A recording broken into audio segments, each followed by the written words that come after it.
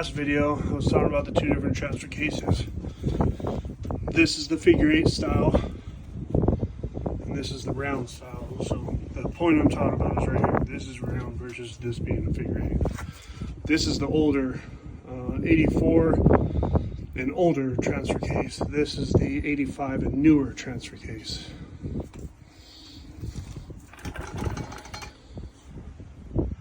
So then, so what I do is I take this off and this adapter off, and then there's I believe there's a 1-inch plate that takes place of this, that obviously bolts to the back of the transmission and bolts to the transfer case. There's a provision for the speed sensor, because this being a full drive, this speed sensor is missing. If I were to take this off and put a speed sensor in, there's no reluctor wheel to pick up the signal from the transmission inside. The two-wheel drives already have that built in. The other option would be to grab one of these 6L80s. Four-wheel drive, of course, this is a two-wheel drive one, but I'm just showing this as an example. These already have the speed sensors in them. I believe everything's internal in these, but you can bolt that 205 transfer case straight to the full drive version of this, or convert this one, but I don't know if that's worth doing. But it's going to be the same thing. This is pull this off, shorten the output shaft on the slip yoke style, and I believe this fixed yoke is shorter. But I know Advanced Adapters has a kit for these to make them adapt to the 205 transfer case. Okay, so now back to the transfer cases. This one is the Turbo 350. This was on the back of a Turbo 350. So what that means is this spline count is wrong. I think it's 27, and these are 32, but you can see this is bigger. So it should mate up right to this, no problem. They do make another figure, or two more figure 8s, one of them for the Turbo 400 and one of them for the SM465. The SM465 should have a 10 spline, and then the Turbo 400 will have this same thing, but it'll still be a figure 8 style.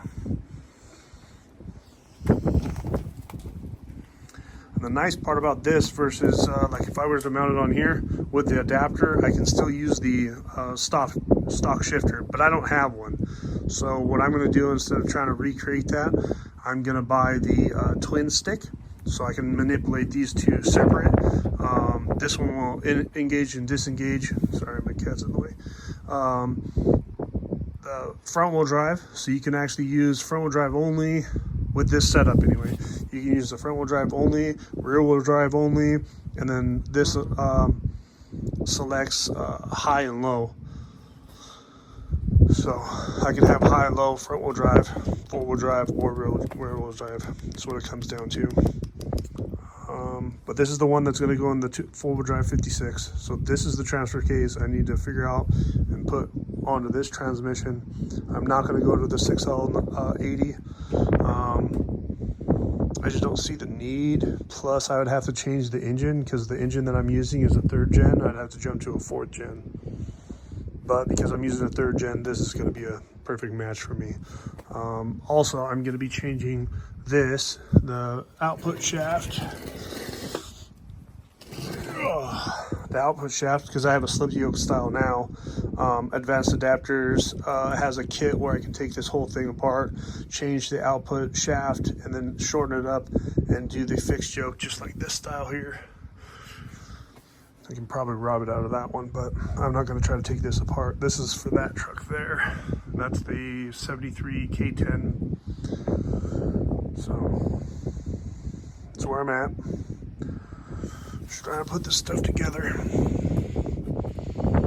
Cool. Hopefully I have more done and more progress done on this truck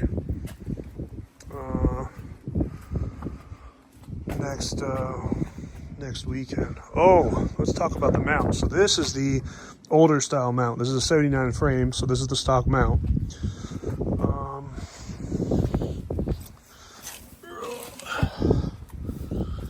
Happen to have another one. Okay, so right, bolted to the bottom of the frame. going to be sitting in there kind of like that. Transmission bolts up right here, I believe. Anyway, the mounts sit in here. I have the factory mounts for that. So that would be this style. This is the one that I was referring to being longer, right? And then this is the short one. So I got to order the different mounting. Add a 3-inch spacer so it reaches down to that flat style cross member. So, the little things you got to do to make it work. It's either that or make a new cross member, but I find it easier just to throw a piece of 3-inch tubing there to make it taller. So, cool. Looking forward to next weekend.